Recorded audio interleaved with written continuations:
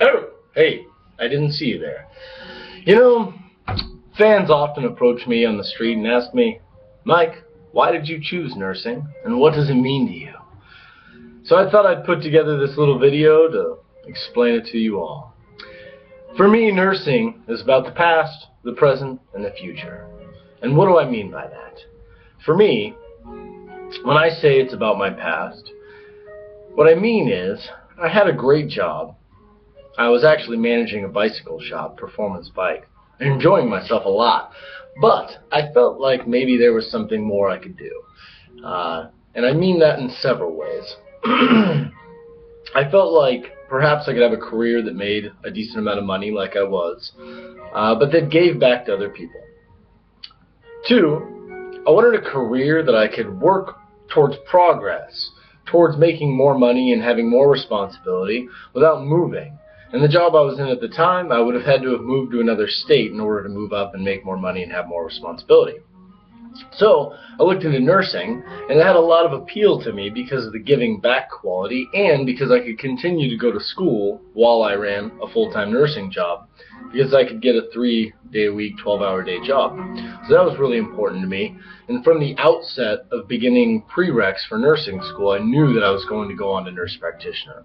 So from the very beginning, it was about the future, about moving forward and having a great job that would allow me to do that.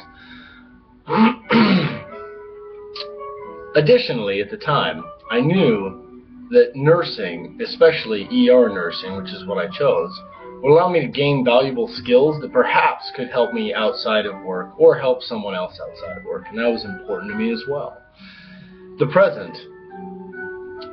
In the present, I'm an ER nurse. I've been an ER nurse for 3.5 years.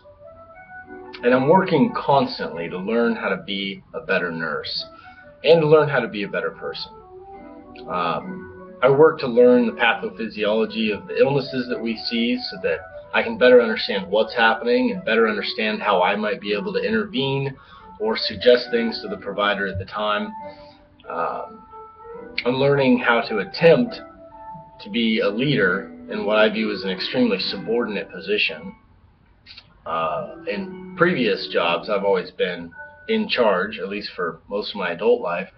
And so being in a job where I'm in my 30s and some of the providers talk down to you, are also in their 30s, it's a very interesting position. It also encourages me to continue going to school and get into more of a leadership position. So that plays to the positive, even though it seems to be negative.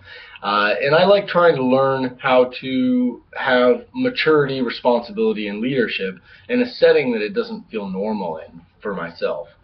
And then, as I said before, in the present, going to school, attending Gonzaga, and attempting to become a leader, get into a leadership role. The future. When I think about nursing in the future, I think about the Affordable Care Act and what it's changing in America, trying to get more people, particularly lower income people, insured and going to primary care providers. Now there's a problem with this, and you'll hear this from people who get signed up for the Affordable Care Act or have been getting signed up over the last year. The problem is they can't get an appointment with a primary care provider. Now the reason for that is that the number of graduates from medical schools, the doctors that want to go into primary care, has been decreasing because they make less money going into primary care than they do going into specialties and many other roles. This is where nurse practitioners and PAs come into play. And I think the last statistic I saw was there was 83,000 nurse practitioners working in primary care in the U.S. and about 23,000 PAs and about 250,000 primary care doctors. And that role of the nurse practitioner is only going to increase, and I want to be there for that and try to fill that gap and step into that role. Additionally, I want to grow personally and professionally, and that's also part of why I continue to go to school and seek that nurse practitioner role. Lastly, the roles of leadership, also traits that I just want to embody in my everyday life, are part of what I see in the future of nursing for me, for myself as a nurse practitioner. My computer shut down there for a second because I'm a bit long-winded. The first one, honesty. For me, being a nurse and being a nurse practitioner and getting into a larger leadership role, honesty really counts. When you make a mistake, you need to be honest. When you know the answer, you can share the answer, but if you don't know it, you need to be honest and say, you know, I haven't learned that yet, and I'll go figure that out. I think that being honest with your coworkers, your subordinates, your leaders, and your patients particularly gains trust and gains an effective relationship that can help you make changes for them for the better and for yourself. Enthusiasm.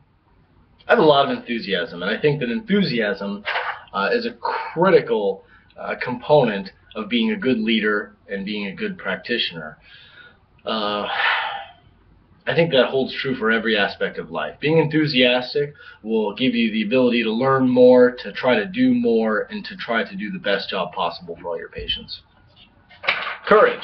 I think it takes courage to go from what I was doing previously to being a male nurse, and it takes courage to keep going to school while working full-time and having children and trying to learn more and take on a bigger role.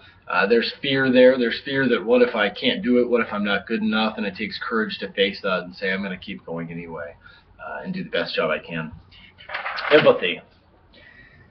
Empathy is a critical component of being a great nurse practitioner, a great provider, a great nurse.